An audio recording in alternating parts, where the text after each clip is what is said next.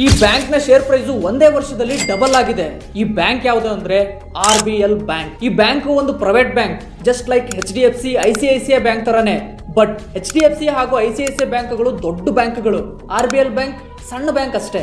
ಈ RBL bank ನ share price 160 ಇರೋದು ಒಂದೇ ವರ್ಷದಲ್ಲಿ 320 ಆಗಿ ಡಬಲ್ ಆಗಿದೆ.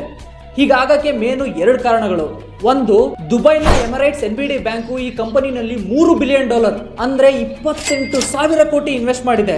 ಈ ತರ ಬೇರೆ ದೇಶದವರು ನಮ್ಮ ಭಾರತದ ಬ್ಯಾಂಕ್ ಅಲ್ಲಿ ಇನ್ವೆಸ್ಟ್ ಮಾಡೋದ್ರಿಂದ ಈ ಬ್ಯಾಂಕ್ ಅಲ್ಲಿ ಪೊಟೆನ್ಶಿಯಲ್ ಇದೆ ಅನ್ನೋ ಕಾರಣಕ್ಕೆ ಈ ಬ್ಯಾಂಕ್ ನ ಶೇರ್ ಪ್ರೈಸ್ ಮೇಲೆ ಹೋಗಿದೆ. ಸೆಕೆಂಡ್ ಮೇನ್ ರೀಸನ್ ಏನಂದ್ರೆ ಈ ಕಂಪನಿ ತನ್ನ ಆಪರೇಷನ್ ಮತ್ತೆ ಲೆಂಡಿಂಗ್ ನ ಇಂಪ್ರೂವ್ ಮಾಡ್ತಿದೆ.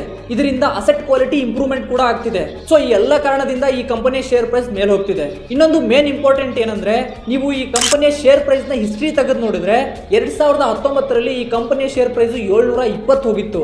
ಈಗ ಅದಕ್ಕಿಂತ ಇನ್ನೂ 50% ಕೆಳಗಡೆನೆ ಇದೆ. ಹಾಗಂತೇಳಿ ಹೋಗಿ ಇನ್ವೆಸ್ಟ್ ಮಾಡೋದಲ್ಲ, ಈ ಕಂಪ್ನಿನ ನೀವು ಒಂದ್ಸರಿ ಸ್ಟಡಿ ಮಾಡಿ. ಇದ್ರ ಬಗ್ಗೆ ನಿಮಗೆ ಮೊದಲೇನೆ ಗೊತ್ತಿತ್ತಾ? ಗೊತ್ತಿದ್ರು ಏನ್ ಗೊತ್ತಿತ್ತು ಅಂತ ಕೆಳಗಡೆ ಕಮೆಂಟ್ ಸೆಕ್ಷನ್ ಅಲ್ಲಿ ತಿಳಿಸಿ.